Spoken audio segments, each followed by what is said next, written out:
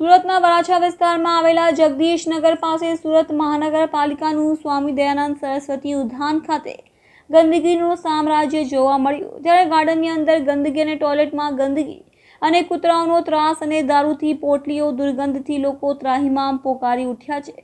ત્યારે morning walk કરવા આવતા રહીશોના કહેવા પ્રમાણે સ્વામી દયાનંદ સરસ્વતી ઉદ્યાનના કસરત કરવાના સાધનો તૂટી ગયા છે અને ગાર્ડનની અંદર પાણી જ્યાં છાંટવાનું હોય ત્યાં નથી છાંટતા અને સવાર જ્યાં ઘાસ ન હોય અને જ્યાં યોગા કરવાના હોય ત્યાં પાણી છાંટી દે છે।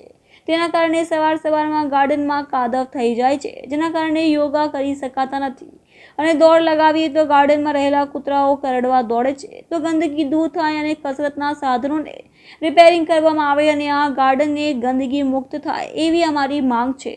પાણી છૂટાવવું જોઈએ તો વૃક્ષોનો જે જગ્યાએ જે રીતે પાણી પાવું જોઈએ એની જગ્યાએ જ્યાં ખાલી માટી જ છે, લોન નથી, ત્યાં પાણી નાખી દે અને કાદવ કહે છે અને કરે છે અને કસરત કરવા માટે જે લોકો આવે છે અહીંયા પોતાના સ્વાસ્થ્ય સુધારવા માટે જે લોકો આવે છે અહીંયા તો તેમને કસરત કરવાની જગ્યા મળતી નથી, સમજ્યા। અને જે કસરતના સાધનો છે જર્જરિત થયેલા છે, એને વારંવાર રિપેર કરવાથી વધારે ઉપયોગ રહેતો નથી, વારંવાર તૂટી જાય છે, તો એ સાધનો બદલાવી કાઢવા જોઈએ અને એની જગ્યાએ નવા સાધનો સારા મૂકવા જોઈએ।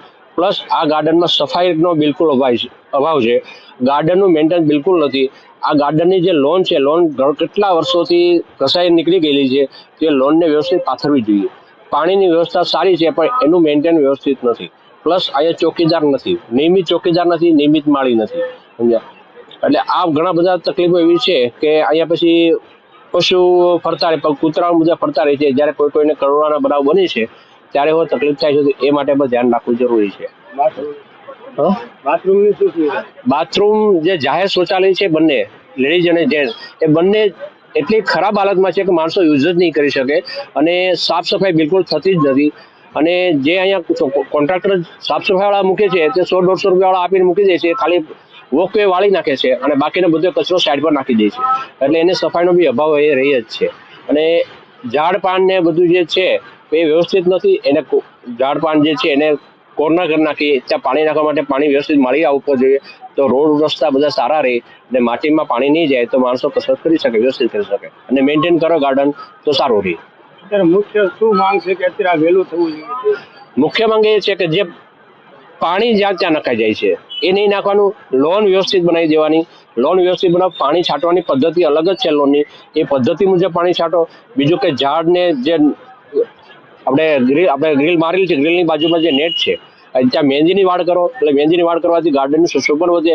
પ્લસ અહીંયા દારૂનું જે દૂષણ થાય છે એ દારૂનું દૂષણ બંધ થાય તેવી વધારે સારું છે, કારણ કે એ થવાથી ઘણા અસામાજિક તત્વો બી અહીં બેસીને કામ કરે છે, બેઠા હોય છે, એટલે આવેથી સામાન્ય ઘરના લોકોને તકલીફ થાય છે, તો એ દૂષણ દૂર કરવું।